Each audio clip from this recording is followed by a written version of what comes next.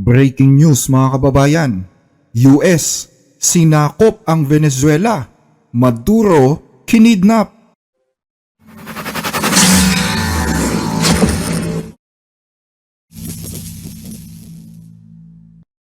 Ito na yata ang pinakadramatikong military strike mula nang umupo sa ikalawang termino si US President Donald Trump dahil sa loob lamang ng isang oras, nilusob ng puwersa ng Amerika ang bansang Venezuela at binomba ang malawak na hanay ng mga target nito mula sa mahahalagang military bases, air bases hanggang sa mga pangunahing pantalan ng bansa.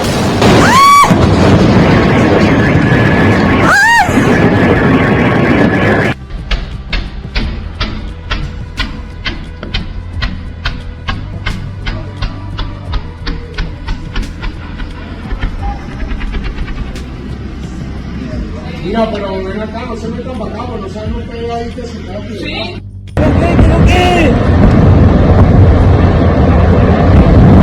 Esa mierda, marico.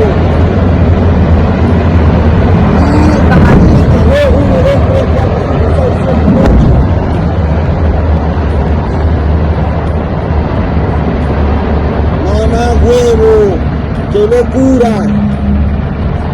Moscaí. Mira esa mierda, explotaron allá toda esa mierda porque tú me estás explotando. Mierda, marico, se prendió el Mira pedo en esta mierda, yo. Huevo.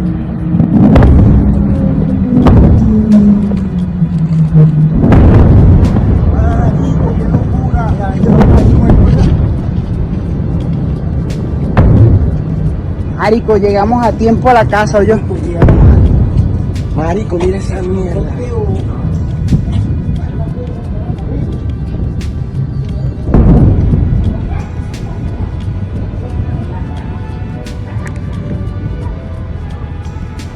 Nagmistulang war zone ang kabisera ng Caracas. Umuusok ang himpapawid at hindi magkamayaw ang mga tao sa lansangan. Nasaksihan ng mga Venezuela ang nakakakilabot na tagpo ng digmaan laban sa pinakamalakas na puwersa sa buong mundo. Malakas, nakakakilabot, walang katulad. Ganyan inatake ng Estados Unidos ang bansang Venezuela na naganap dakong alas 2:30 ng madaling araw, oras sa Venezuela, January 3, 2026. Nagliliwanag sa mga pagsabog ang lungsod ng Caracas habang ang himpapawid nito ay natatakpan pa ng makapal na usok. Hindi makapaniwala ang mga tao sa kanilang nasasaksihan. Taga rito ako sa Chicao at mga 1.5 oras na ang nakakalipas naramdaman namin ang mga eroplano at mga pagsabog. May mga pagsabog, hindi bababa sa 8 o 10. At ngayon lumabas ako para tingnan. Ang makikita mo lang ngayon ay usok na may amoy creolin. Isa sa mga nawasak ay ang Port of La Guaira. Ang Port of La Guaira ang pangunahing pantalan ng Venezuela na matatagpuan sa hilagang Caracas. Ang mga larawang ito ay kuha ng isang testigo makalipas lamang ang ilang sandali pagkatapos ng airstrike ng US. Ilang mga footage pa ang sumunod na lumutang pagkalipas ng ilang minuto. Isang pagsabog pa ang tumama sa isang airbase sa loob mismo ng Caracas. Hindi rin pinalampas ng US ang mga military installations at hindi lamang ito mga base militar, lahat ng ito ay nasa sentro mismo ng pambansang kabisera. Batay sa report ng state media ng Venezuela, mayroon ding mga pag-atake na isinagawa sa mga probinsya ng Miranda, Aragua at La Guaira at sinabing ito ay maliwanag na isang military aggression. Ngayon, higit kailanman, si Pangulong Nicolas Maduro ay tapat sa konstitusyon para protektahan ang kanyang mga kababayan. Mahigpit na tinututulan, kinukondena at ipinapakita ng Bolivarian Republic of Venezuela sa international community ang napakatinding military aggression na ginagawa ngayon ng pamahalaan ng Estados Unidos sa Amerika. Idineklara na ni Pangulong Nicolas Maduro ang national emergency sa buong Venezuela. Tinawagan na rin niya ang kanyang mga kaalyado na maghanda na sa pakikipagdigma. Nang mga sandaling ito, gising na ang lahat ng residente ng Caracas. May ilan sa kanila na nakatayo sa bubong at may ilan na vinividyohan ang mga pangyayari. Lumabas naman sa lansangan ang Interior Ministry ng Venezuela na si Diosdado Cabello na kilalang supporter ni Maduro. Kasama ng kanyang mga sundalo, nanawagan si Cabello sa publiko na manatiling kalmado, huwag magpanik at magtiwala lang sa pamumuno ni Maduro. Matapos makita ang mga pinsalang idinulot ng kriminal at teroristang umatake sa ating mga mamamayan, sa ating bayan, sa ating mga electric facilities, ang Bolivarian Revolution at maging sa mga hindi kabilang sa Bolivarian Revolution, ito ay pag-atake laban sa Venezuela, ang Bolivarian Republic of Venezuela. Sa huli, pag natapos na ang mga pag-ataking ito, tayo pa rin ang magwawagi. Mabuhay ang bayan!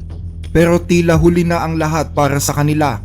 Ilang oras lang kasi ang lumipas, sinabi na ni Pangulong Donald Trump sa isang post sa social media na nasa kamay na nila si Nicolas Maduro at ganun din ang asawa nito.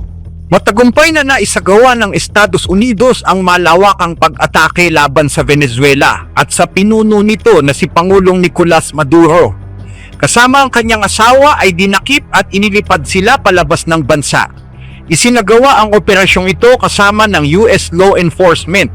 Susunod pa ang mga karagdagang detalye. Magkakaroon ng news conference ngayong araw ng alas 11 ng umaga sa Mar-a-Lago. Salamat sa inyong atensyon sa usaping ito. Inilabas ang mag-asawa ng bansa. Napakabilis nga daw ng operasyon ayon sa mga observers. Naisakatuparan agad ng US ang pakay nito sa loob lamang ng ilang oras. Itinuturing na isang masterclass surgical warfare ang naging operasyon sa Venezuela. Pinangunahan ito ng 1st Special Forces Operational Detachment Delta na karaniwang kilala bilang Delta Force. Ang mga operasyong ito ay itinuturing na Tier 1 asset na ginagamit ng Estados Unidos para sa pinakamahalagang misyon sa counterterrorism at hostage rescue. Hindi naman nag-iisa ang Delta Force. Nandoon din ang 160th Special Operation Aviation Regiment o mas kilala bilang Night Stalkers.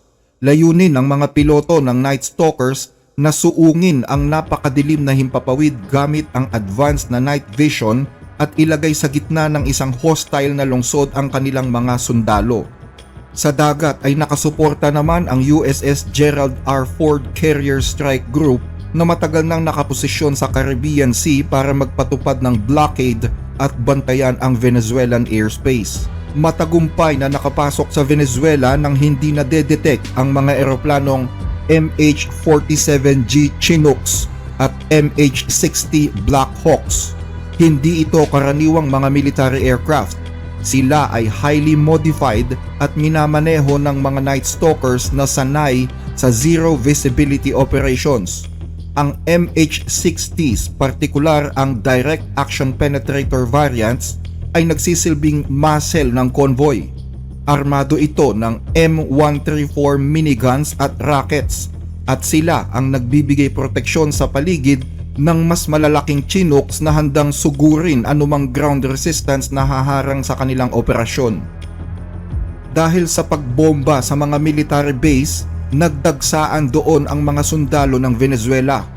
At habang nangyayari iyon, sumalisi naman ang mga EA-18G Growlers na mga US electronic warfare aircraft sa target area nito at pinahinto ang lahat ng mga radar at communication device ng Venezuela. Sa madaling salita, ito ang bumulag sa defensive network ng Venezuelan Army. Bandang alas 2 ng madaling araw ay niyanig na nga ng mga pagsabog ang buong lungsod. Wasak ang La Carlota Air Base at Fuerte Tiuna Military Complex sa capital city ng Caracas. Dahil dito, natuon ang pansin ng Venezuelan Army sa mga high-profile locations na naging dahilan kung bakit nawala naman ng proteksyon ang mismong bahay ni Maduro at ng kanyang asawang Cecilia Flores. Habang nagkakagulo ang mga sundalo sa nasusunog na airbase, nagaganap naman ang tunay na pag-atake sa ibang bahagi ng lungsod. Sa ilalim ng kaguluhan at napakalakas na pagsabog, lumipad ang Night Stalker sa himpapawid ng Caracas at dinala ang Delta Force Assault Team direkta sa target para harapin ang mga personal security ni Maduro. Mabilis at matindi ang firefight. Kumpleto at eksakto ang impormasyong ibinigay ng CIA tungkol sa eksaktong kinaroroonan ni Maduro. Sanay naman ang Delta Force sa close quarter battle o pakikipaglaban sa loob ng gusali na inuuna ang bilis at lakas para ma-neutralize ang mga banta bago makaresponde ang puwersa ng kalaban. Layunin ng misyong ito na dakpin ng buhay si Nicolas Maduro para maiharap sa isang trial sa kanyang mga narco-terrorism charges. Nang makuha na si Maduro at ang asawa nito, mabilis na sumakay ang assault team at ang mga subjects sa helicopter at saka umalis. Tumagal ang operasyon ng ilang minuto lang at sinasabing umabot sa 150 aircraft ang involved dito. Huli na nang malaman ng Venezuelan Army ang nangyari. Hindi na sila nakapagdala ng mga fighter jets para harangan sana ang mga helicopter na tumangay kay Maduro. Nakalayo na kasi ito. Sa katunayan, bago pa man magsalita ang vice-presidente ng Venezuela na si Tulsi Rodriguez para malaman kung kamusta na ang presidente, nasa kamay na si Maduro ng Estados Unidos. Sa ngayon, wala pang napapaulat na nasawi sa operasyong ito. Malinaw ang pinatunayan ng US sa operasyon. Kahit heavily defended ang kabisera ng isang bansa, kaya nitong matapos ang misyon bago pa man makakilos ang mga kalaban. Tanong ngayon ng marami, bakit ang Venezuela? Anong meron sa Venezuela na hindi ito tinantanan ni Pangulong Donald Trump? Ang sagot ng marami, dahil sa langis. Bagaman drug trafficking at illegal migration ang dahilan ni Trump kung bakit target niya ang Venezuela, alam naman ng lahat kung gaano karaming langis meron ang bansang ito. Sa katunayan, sa isang social media post na inilabas ng Vice President ng US na si J.D. Vance, kita ang maliwanag na layunin ng pag-atake. Nag-alok ang Pangulo ng maraming paraan para maiatras at maiwasan ang mas matinding labanan. Pero naging malinaw siya sa lahat ng prosesong ito. Dapat nang itigil ang drug trafficking at ang ninakaw na langis ay dapat ibalik sa Estados Unidos. Si Maduro ang pinakabagong taong makapagpapatunay na seryoso at tinutupad ni Pangulong Trump ang kanyang mga sinabi. Ang Venezuela ay isang bansa sa hilagang baybayin ng South America. Mayroon itong napakalaking natural resources, partikular ang langis. Ang Venezuela ang may pinakamalaking proven oil reserves sa buong mundo na umaabot sa tinatayang 303 billion na bariles ng langis. Mas marami pa yan kaysa sa Saudi Arabia at sa Estados Unidos. Pero may catch, malaking bahagi ng langis ay heavy crude, mas mahirap kunin at mas mahal iproseso, kaya hindi ganun kalaki ang output ng Venezuela sa global oil market. Pero nakita ito ng US bilang isang malaking oportunidad. Matagal nang interesado ang US sa langis ng Venezuela, pero isinara ng Venezuela ang kanilang pinto sa mga Amerikano. Gumanti naman ang US at nagpataw ng sanctions sa Venezuela, kaya bumaling ito sa ibang mga bansa gaya ng China, Russia at Iran. Pumasok ang mga bansang ito at nakipagtransaksyon sa Venezuela, habang ang US ay tuluyang naitsipwera na sa eksena. Nangunguna ang bansang China sa pakikipagtransaksyon sa Venezuela. Pero hindi ito matanggap ni Donald Trump, lalo't ang Venezuela ay nasa bakod lamang ng Estados Unidos sa Latin America. Hanggang sa uminit ang mata ni Trump kay Maduro noong October 2025. Dahil dito, napilitan ang Venezuela na bigyan ng deal ang Washington at bigyan ito ng pinakamalaking share sa kanilang oil at mineral sectors. Nangako din si Maduro na isasama ang US sa mga kasalukuyan at mga project sa hinaharap at nangako din ng mga kontrata sa mga American companies. Sa madaling salita, aalisin ang China at ipapalit ang Estados Unidos. Pero bilang kapalit nito, dapat alisin din ng US ang mga sanctions na ipinataw sa Venezuela. Pero hindi ito pinansin ni Trump at sa halip ay lalo niyang dinagdagan ang pressure sa Pangulo ng Venezuela. Dahil dito, inulit ni Maduro ang offer niya nito lamang bagong taon. Alam ng US government na handa kaming makipag-usap ng seryoso tungkol sa drug trafficking. Kung gusto nila ang langis ng Venezuela, handa kaming tanggapin ang investment gaya ng sa Chevron. Kung saan, paano, kailan nila gustong gawin ito. Pero muli, hindi tinanggap ni Trump ang offer. At ang rason, ayaw niya pala kasing maging bahagi si Maduro sa kanyang mga plano. Hindi lang basta economic reform ang habol ni Trump ngayon. Gusto niya ng regime change sa Venezuela. Political reset sa madaling salita. At dahil hindi na opsyon si Maduro sa mga plano ng Amerika, isang kandidato ang nag-alok ng lahat kay Donald Trump, si Maria Corina Machado, leader ng oposisyon sa Venezuela at nanalo ng Nobel Peace Prize ngayong taon. Inalok niya si Trump ng kumpletong overhaul ng ekonomiya ng Venezuela, privatization ng energy sector at pagbubukas ng oil at gas reserves sa mga dayuhan. Ito ang isa sa mga tinitingnan ng mga eksperto na siyang dahilan ng paglusob ng US ngayon sa Venezuela. Kinundi na naman ng Russia at China ang hakbang na ginawa ng Amerika. Ayon sa Foreign Ministry ng Russia, isa itong armed aggression. Para naman sa China, ito ay maliwanag na isang hegemonic attack na lumalabag sa soberanya ng bansa. Nagsalita din ang Iran at sinabing malinaw na paglabag ito sa soberanya ng Venezuela. Bumanat naman ang mga kaalyado ng Estados Unidos sa European Union. Sa isang post, sinabi ni Kaja Kallas na illegitimate daw ang gobyerno ni Maduro at ayaw pa ng mapayapang transition. Banggit pa niya, dapat igalang ang international law at UN Charter. Dapat din na pairalin ang pagpipigil at huwag nang palalain pa ang sitwasyon.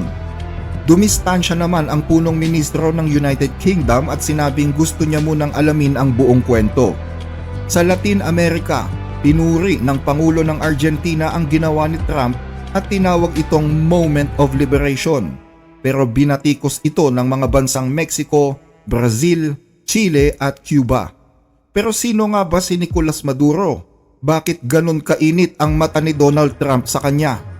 Kilala si Maduro bilang isang mandaraya dahil dinaya di umano nito ang eleksyon na minanipula niya ang pinakahuling halalan na nagluklok sa kanya sa pwesto.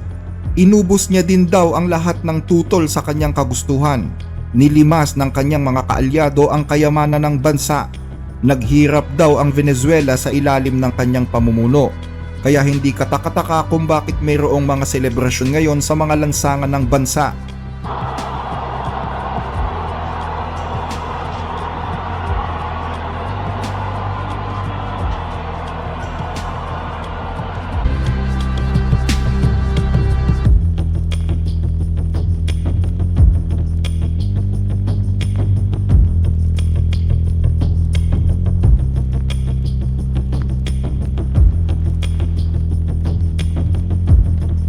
Pero ayon sa mga eksperto, hindi rason ang kaligayahan ng mga taga-Venezuela para sabihing legal ang ginawa ng Amerika. Sa mata kasi ng United Nations, si Maduro ay isa pa ring head of state at hindi tama na bombahin ang kanyang bansa at dukutin siya. Maliwanag na may international law na nalabag dito. Pero mayroon ding isang prinsipyo ang napatunayan. Might makes right. Kayang itama ng pinakamalakas ang isang pagkakamali. Ngayong wala na si Maduro sa pwesto, target ngayon ni Pangulong Trump na pamahalaan muna ang Venezuela habang ang Pangulo nito ay nasasampahan na ng patong-patong na kaso sa New York City kaugnay ng droga at iligal na armas. Dinala si Maduro sa Amerika sakay ng barkong USS Iwo Jima ayon sa post ni Pangulong Donald Trump. Matagal nang inaakusahan ng US si Maduro ng pagpapatakbo ng isang criminal at drug network, isang akusasyon na ilang beses na ring itinanggi ng Pangulo ng Venezuela. At kaugnay ng akusasyong ito, ilang barko na rin ang pinalubog ng US sa dagat Caribbean na pinaghihinala ang naglalaman umano ng mga droga mula sa Venezuela at dadalhin sa Estados Unidos. Nagresulta sa 110 katao ang patay sa operasyong ito ng Estados Unidos. Dumating din ang US sa punto na nangharang na sila ng oil tanker na pag-aari ng Venezuela. Nagpataw na rin ang US ng $50 million na patong sa ulo ni Maduro para sa sino mang makakahuli sa kanya. At sinuhulan pa ang mismong piloto nito na dalhin ito at itakas papuntang Amerika. Pero hindi nagtagumpay ang ganitong plano. Ayon kay Pangulong Trump, ang US muna ang mamamahala sa Venezuela hanggang sa magkaroon ng ligtas at maayos na transisyon. Pamamahalaan namin ang bansa hanggang sa makagawa na kami ng isang ligtas tama at maingat na transisyon. Ayaw naming mangyari na may ibang papasok at maulit lang ang parehong sitwasyon na naranasan natin sa mahabang panahon ng mga nakaraang taon. Kaya pamamahalaan namin ang bansang yan hanggang sa makamit ang isang ligtas, tama at maingat na transisyon. At kailangan itong maging maingat dahil iyon ang gusto naming mangyari. Gusto namin ng kapayapaan, kalayaan at katarungan para sa mga dakilang mamamayan ng Venezuela. At kabilang dito ang maraming Venezuelan na kasalukuyang naninirahan sa Estados Unidos na gustong bumalik sa kanilang bansa. Yun ang kanilang tinubuang lupa. Hindi kami maaaring makipagsapalaran na may ibang tao na muling mamuno sa Venezuela na hindi isinasaalang-alang ang kapakanan ng mamamayang Venezuelan. Ilang dekada na naming nakita yon. Hindi na namin hahayaang mangyari iyon muli. Baka pwedeng humiling sa inyo ng like sa ating mga video, lalo na po kung nagugustuhan ninyo ang ating mga talakayan. Malaking tulong po ito hindi lang sa ating channel kundi maging sa mga kababayan nating sinusuportahan nito. Maraming salamat po mga ka-blessed.